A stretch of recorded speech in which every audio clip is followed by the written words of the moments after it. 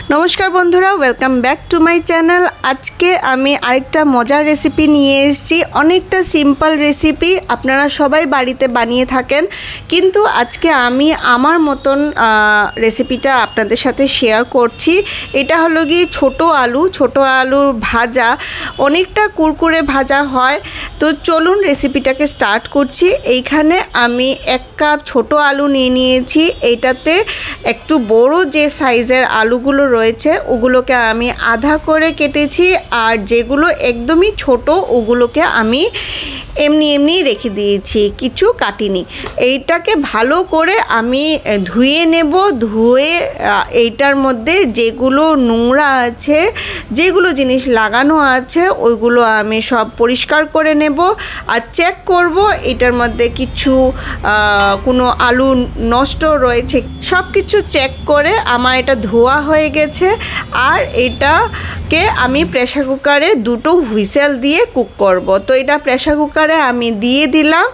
साथे आमी एटार मध्य 1 চামচ নুন और हलुद दिए देब। और एखाने आमी जल दिए आमी गैसे बसिए देब।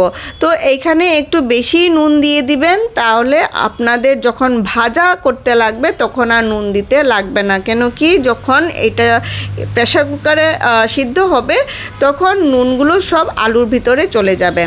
तो एखाने आमार सब रेडी हये गेछे। एखन प्रेसार कुकारटा लागिए आमी गैसे चढ़िए দিব और फुल फ्लेमे आमी एटा दुटो হুইসেল आसते देब। दुटो হুইসেল যখন এসে যাবে আমি এটা আমি সাইডে রেখে আমি একটা কড়াই বসিয়ে দেব। কড়াইতে আমি 2 থেকে 3 চামচের মতন আমি তেল দেব। একটু তেল বেশি লাগে।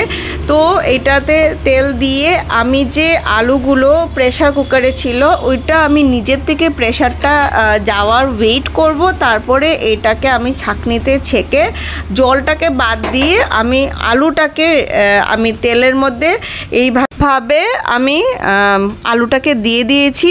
দেওয়ার পরে আমি এটার মধ্যে আলুটা একটু ভাজা হওয়ার পরে আমি এখানে তেলের মধ্যে একটা শুকনো লঙ্কা আমি চিড়ে এটা আলুর সাথেই আমি এটা ভেজে নেব। তো এটা প্রথমে ফুরনেও আপনারা দিতে পারেন, তো আমি একটু ভুলে গেছিলাম তাই বলে আমি এই সময় দিয়ে দিয়েছি। সাথে আমি আধা চামচের মতন জিরের গুঁড়ো দিয়েছি। আর নুন আর হলুদ আপনাদের দিতে হবে না, কিন্তু আপনাদের একটু টেস্ট করে দেখতে হবে। যদি নুন যদি কম হয় তাহলে কিন্তু আপনারা আরেকটু নুন দিতে পারেন। তো আমারটাতে আর নুন দিতে লাগেনি। তো আমি এখানে অনেক সময় এটাকে ভাজবো কিন্তু এটা মনে রাখবেন কি আলু ভাজার সময় আপনারা ঢেকে ঢেকে ভাজা করবেন না, তাহলে কিন্তু আলুর থেকে আপনাদের জল বেরোয় যাবে আর এটা কড়কড়া হবে না। তো এখানে কালারও চেঞ্জ হয়ে গেছে আর আলুগুলো বেশ ভালো কড়কড়া হয়ে গেছে। তো এখানে আমি দিয়ে দিলাম ধনিয়া পাতা।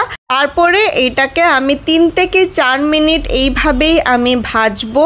ভাজতে একটু টাইম লাগে, ছোট আলু কম আঁচে আপনারা এটাকে ভাজতে হবে, না হলে কিন্তু এটা একদম নরম নরম হয়ে থাকবে। তো এইখানে দেখতেই পাচ্ছেন আমার আলু ভাজা রেডি হয়ে গেছে। তো এটাকে সার্ভ করুন। গরম গরম ভাত ডালের সাথে খান বা আপনারা রুটির সাথেও খেতে পারেন, বাট ভাত ডালের সাথে এটা বেশি ভালো লাগে।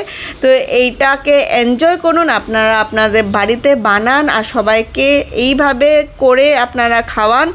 কেমন লাগলো আপনাদের এই রেসিপিটা অবশ্যই কমেন্ট সেকশানে আমাকে জানাবেন। আর এখনও যদি আপনারা সাবস্ক্রাইব করেননি সাবস্ক্রাইব করে নেবেন। আর ভিডিওটি যদি ভালো লাগে তো অবশ্যই লাইক একটা করে দিবেন। আপনাদের লাইকে কিন্তু আমরা খুব বেশি মোটিভেট হই, আরও বেশি ভিডিও বানানোর ইচ্ছা হয়। তো দেখা হচ্ছে আরেকটা ভিডিওতে। ভালো থাকবেন, সুস্থ থাকবেন। Bye bye.